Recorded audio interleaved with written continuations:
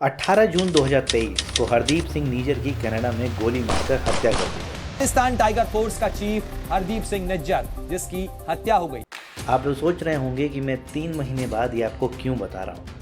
नमस्कार, मैं हूँ अनूप सिंह और आज हम जानेंगे कि 3 महीने बाद फिर से ये खबर सुर्खियों में क्यों है। इंडिया और कनाडा के बीच तनाव, हरदीप सिंह निज्जर की हत्या।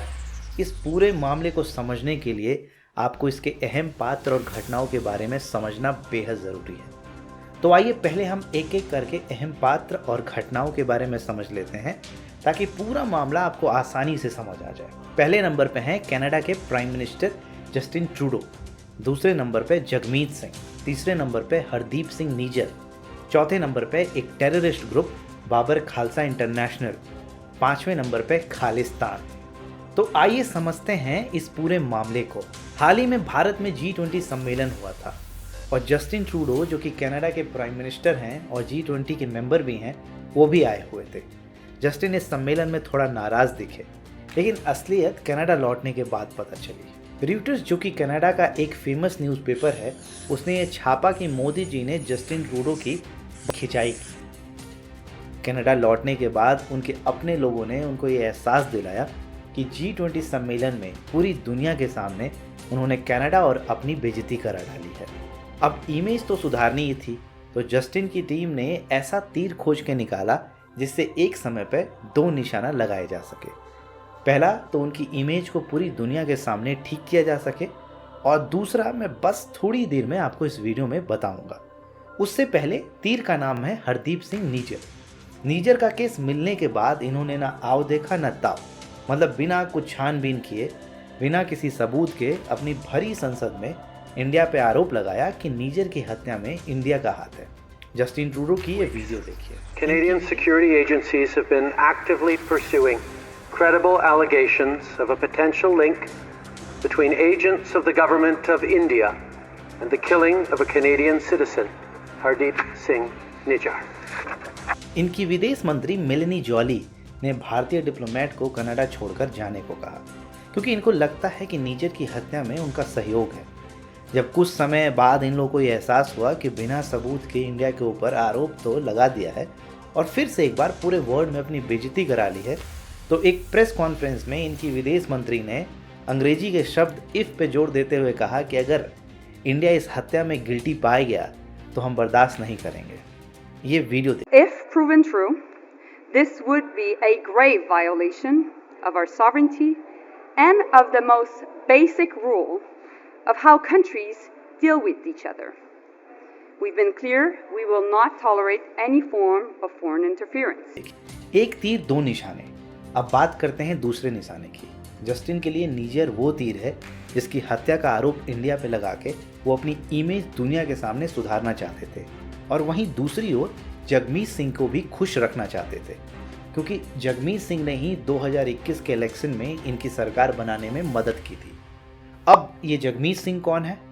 जगमीत सिंह कनाडा के पॉलिटिशियन हैं और इनकी पार्टी का नाम है न्यू डेमोक्रेटिक पार्टी।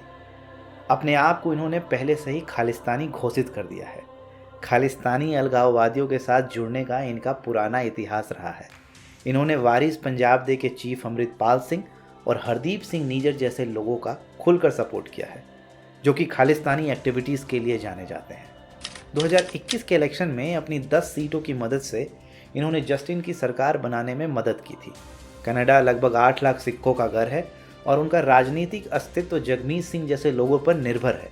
कनाडा में पंजाबी मूल के 17 सांसद में से जगमीत न केवल सबसे प्रभावशाली हैं, बल्कि सबसे शक्तिशाली नेता हैं।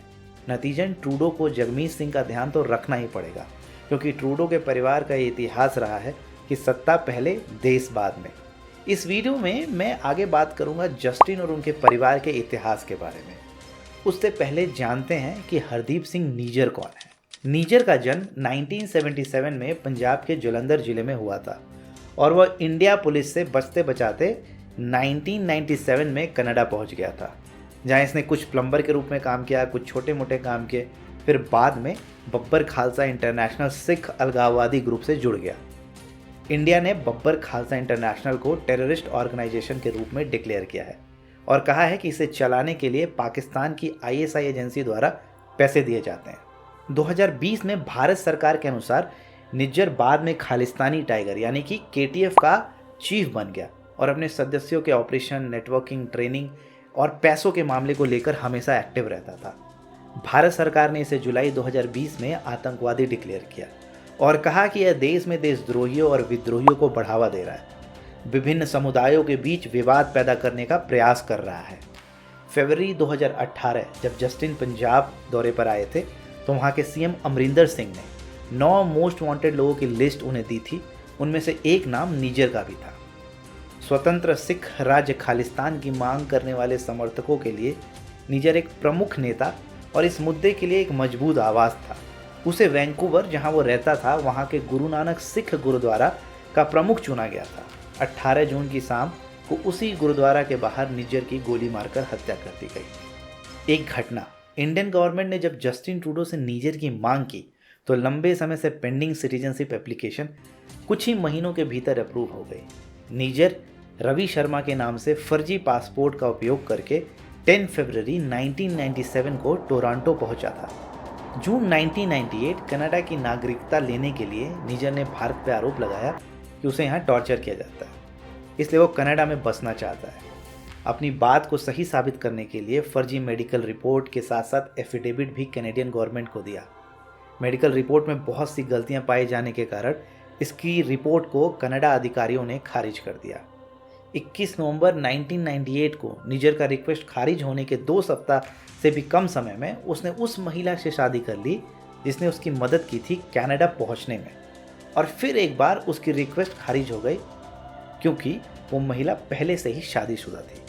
इमिग्रेशन अधिकारियों ने पता लगाया कि उसकी पत्नी 1997 में अपने पहले पति के समर्थन से कनाडा पहुंची थी।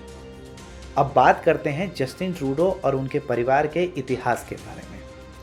आपने ये कहावत तो सुनी होगी, जैसा बाप वैसा बेटा। जस्टिन ट्रूडो और उनके पिता पियरे ट्रूडो के केस में ये कहावत बिल्कुल सटीक बैठती है। सत्ता के लोभी के लिए कुर्सी पहले होती है, देश बाद में। जस्टिन की हरकत से जैसे आज कनाडा की आवाम उनसे खुश नहीं है, ठीक ऐसे ही 1982 में जब इनके पिता प्राइम मिनिस्टर थे तब भी कुछ ऐसा ही हुआ था।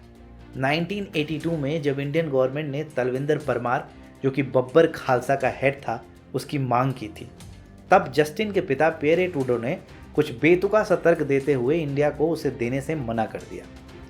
ठीक 3 साल बाद 1985 में उसी तलविंदर परमार ने एयर इंडिया प्लेन कनिष्का को बम से उड़ा दिया। 329 लोगों की इस हवाई दुर्घटना में मौत हो गई। 9/11 के बाद इसको दुनिया का सबसे बड़ा हवाई आतंकी हमला बताया जाता है। और ऐसा नहीं था कि कनाडा को इसके बारे में पता नहीं था। परमार ने अपने लोगों को पहले ही बोल दिया था, Indian plain will fall from sky.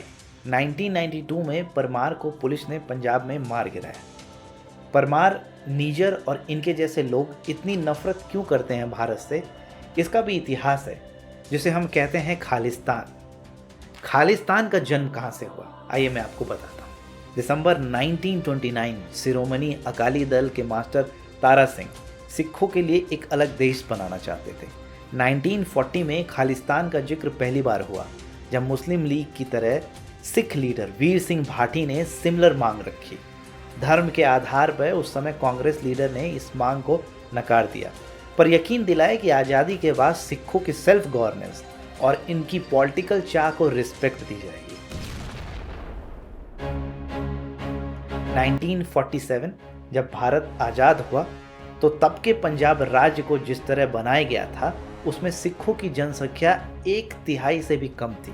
ऐसे में भारत और पाकिस्तान के बीच पंजाब के बंटवारे से परेशान कुछ सिखों ने इसे धोखा समझ लिया। वहीं कुछ सिख लीडर ने इस मुद्दे को यूज किया सिख आवाम को भड़काने के लिए।